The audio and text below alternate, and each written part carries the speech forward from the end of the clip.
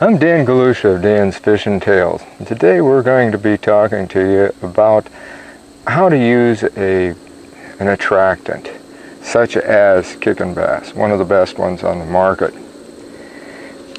Now you can remember the old days when it was even illegal to use anise. Well, things have changed a lot since then, and they have come out with some dynamite stuff that uses the actual oils from like shad, crawfish, this sort of thing. And that's what kicking bass has done, and they've combined it with some of the stuff. This is the crawfish one.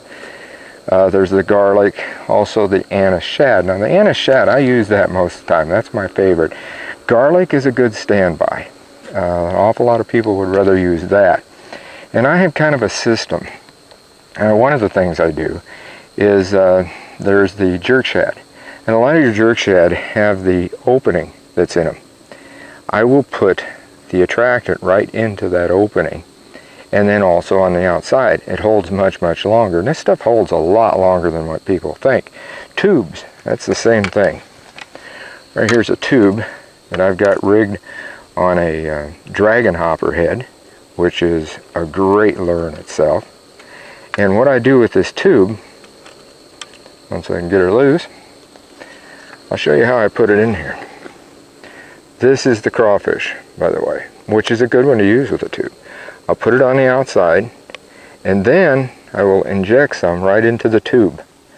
That way, and I don't have to put a lot in there, that will hold for a long time, and it'll disperse as that tube goes along. It works great, and like I said, that's the crawfish. I will use the anise shad at times.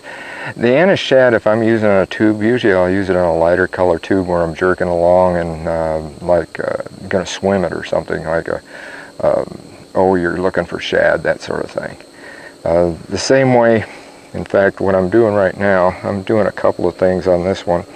I'm using and in fact, I just caught some fish on it, and I got it hooked into the other one. That's where my Rod Armor Z's would come in handy to have those. This is what happens. And I'll show you in a second here. Try to get untangled. There we go. Now, I'm finger jigging this 2-inch minnow. This is a power minnow. It has the power scent, of course, in it, which already is great.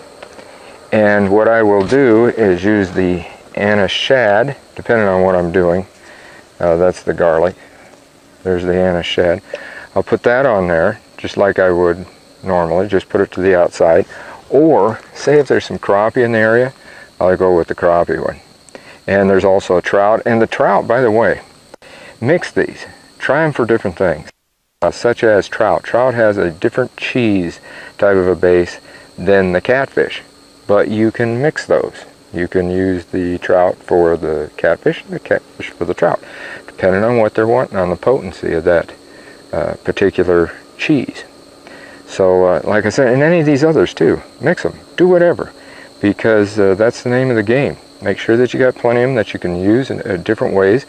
And people ask, well, does it really work? As they say at the company, just use it. What does it hurt? It will work. And you're going to catch more fish with it. And like I said, teaming up with any of these, a jig, depending on which jig I'm using. This one is a Blitz white finesse jig. Since I'm swimming that, I'll probably go with the anise shad. Now, if I was using the black and blue and crawling it along, I'd probably go with the crawfish or perhaps the garlic. In fact, the garlic, I'll go either way, this or the anise shad. So get some kicking bass and get out there in the water. And until next time, get out in the water and have a great day of fishing.